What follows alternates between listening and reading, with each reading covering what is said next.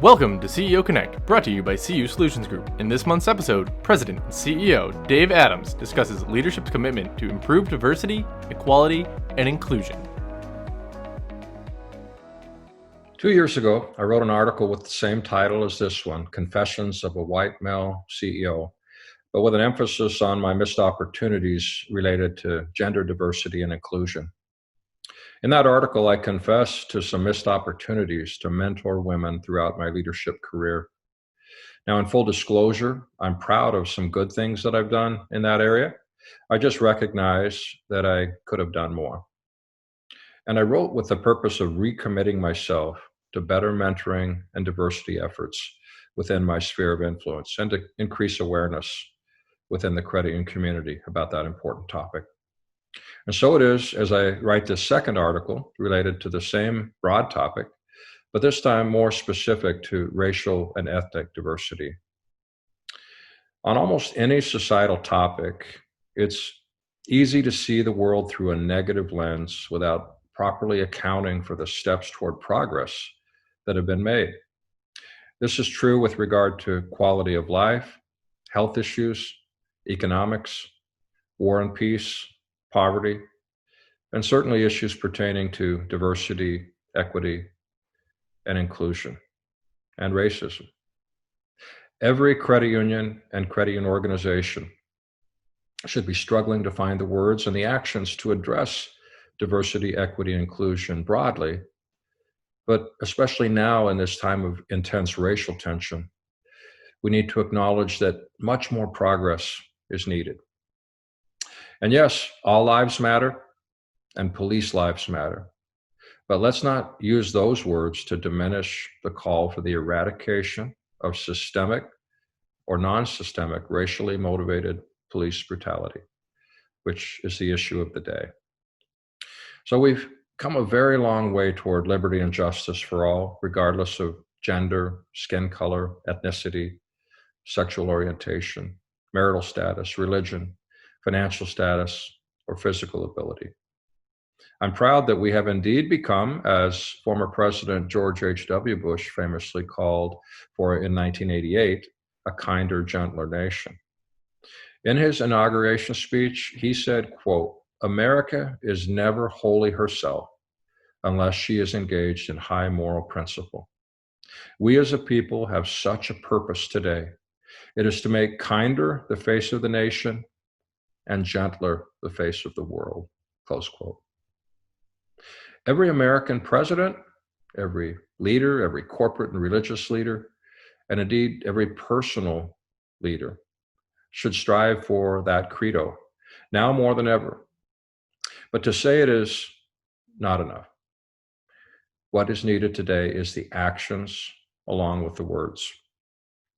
It starts with the individual, but it also needs to be a part of every company culture, fostered by a leader who believes in the high moral principles that drive a quest for true diversity, equity, and inclusion. In the spirit of creating a short list of suggestions for addressing both diversity, equity, and inclusion broadly, as well as racial injustice specifically, here are 5 thoughts for creating a culture that commits to change, both internally and externally. Number 1, it doesn't have to start with the CEO, but it requires the CEO's engagement. And I believe that. I'm not usually one who is at a loss for words, nor do I typically feel slow to act when required. But in the aftermath of the George Floyd murder on May 25th, 2020, and the ensuing public outcry, I didn't feel ready to issue a CEO statement. So in some respects, I was slow to lead out. Instead, I did what many companies did with their teams. I set up a virtual Teams meeting with our 140 employees. And on that first call, I saw and heard our employees' anger, sadness, and frustration with what they perceived to be not just the injustices, but an inadequate response to the racial tension all around us. I was encouraged to listen, especially to our Black associates and staff of color, which I tried to do. The first meeting moved me in really so many ways and moved our whole team. But most importantly, we were moved to join this movement within our organization and in the broader communities that we're a part of. We formed a diversity, equity, and inclusion impact team and selected a leader who established himself as a passionate champion for the team. We had numerous volunteers from our staff, from which we formed a diverse team. I worked with the team to create a charge and priorities for the impact team that would help our company. But importantly, I deferred to them to engage all of our staff and me with both financial and non-financial recommendations to improve our commitment to diversity, equity, and inclusion. More specifically, we prioritize causes that foster racial justice. The CEO's involvement can bring unity to the individual efforts of staff, one organization, one voice, one industry in a stand against racism. A second recommendation, create a team-driven process for introspection and engagement. This DEI impact team will be staff-driven. However, it will also include regular forums for our whole team and I to be introspective and engaged. And this is part of my confession as a 62-year-old white man, and yes, one who has lived a life of privilege most of my life. I can honestly say that I have never felt discrimination in my heart or in my actions. But I realize that because of many lifelong factors that contributed to who I am, I have lacked the passion for using my influence to support and impact the many causes that can bring about change. Passion for diversity, equity, and inclusion change should not be impacted by political, religious, or geographic factors.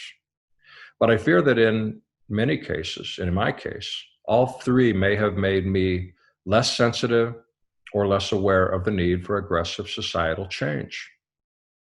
I was raised in a small, predominantly white town, heavily influenced by conservative Christian values. And in many ways, those values made me a better person. But in other ways, these same forces, I fear, limited my thinking. However, as I have lived and worked in more diverse and metropolitan cities of Seattle and Detroit for the past 29 years, I've come to realize that some religious beliefs and political policies have been too slow to foster fairness and equality for women, for people of color, and for the LGBTQ+ community. I've come to realize that whether this bias comes from a church, a political leader, or friends having a private conversation, I have an obligation to challenge those views every time and encourage complete equality and inclusion for all. It starts with the individual. I also realize that my responsibility is to mentor and coach my senior leaders to drive their journey of introspection and engagement.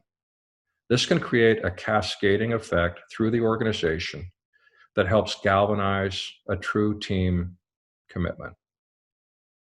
So it's a journey and it's a process. As a compelling example of this team effort, our diversity, equity, inclusion impact team and entire staff wrote and embraced a very impactful statement of commitment to these efforts. And I'm very proud of that statement, and it speaks for the team. A third suggestion here is to create a plan for both internal and external change.